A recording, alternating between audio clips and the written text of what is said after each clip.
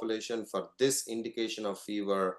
This is the dose, this is the units, this is the formulation, tab is the formulation, this is the route of administration, the frequency, and the duration of treatment. So this is the right way of prescribing a drug. Now, if there is any deviation from what is in this prescription on the carton, on the label, that becomes a medication error. Let's say if the Tylenol was given for a pediatric group exactly the same dose, then this becomes a medication error. If Tylenol is given for some kind of indication which is not for which it is not approved for, it becomes a medication error. So if there is a change in population, change in indication, dose, strength, route of administration, even if it's a tablet, if the patients are given the instruction that you need to crush the pill and take it, that also becomes medication error. So if they're taking it in different route of administration, like instead of twice a day, if they're taking it as needed 4 times a day for 10 days, then that becomes a medication error. So these are all medication errors based on just the approved label or approved prescription practices. Now, the second medication error, again, very simple to understand. How did the patient procure the drug? How the prescription was written, where the drug was stored in the pharmacy, how is it was dispensed.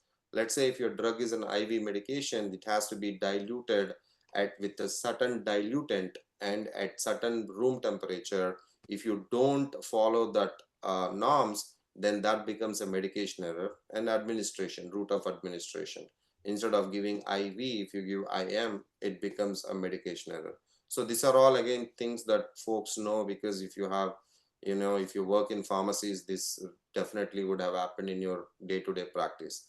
But what we are concerned in pharmacovigilance, if they ask you the question, the first question of the module is what are different types of medication errors? You have to start with this, because this is pharmacovigilance classification of medication errors. So and it's more practical and it's very patient centric.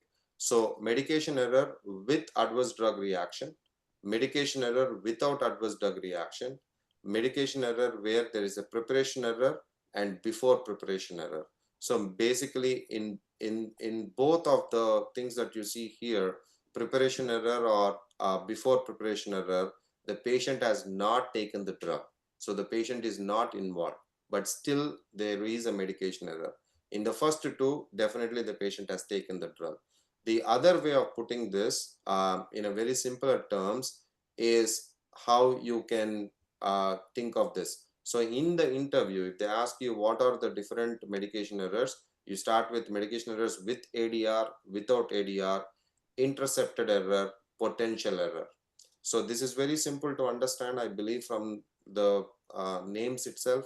If the patient has taken the drug, let us say the same Tylenol example, I'm just giving a same example that we spoke earlier. If the patient has taken 500 milligrams, instead of taking 500 milligrams, the patient has taken 10 tablets of it, 5,000 milligrams, and developed vomiting or diarrhea, or whatever is the adverse drug reaction, that becomes a medication error with ADR. The patient has taken it and experienced adverse drug reactions of nausea, vomiting, diarrhea.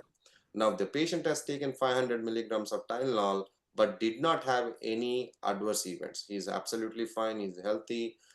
He did not perceive any, harmful experiences. Then that becomes medication error without adverse drug reaction. Now, the prescription was written that it is 5,000 milligrams. The prescription was written wrong. But before giving to the patient, let us say the pharmacist caught this error and the drug was not even given to the patient, but the prescription was already written. That becomes intercepted error, because the pharmacist has intercepted the error, so that the patient was not given the drug even. Most of the times, as you guys know, pharmacy folks, you call the doctor back, you call the clinic back, and you would recheck the prescription, and you'll give the right prescription to the patient. So that is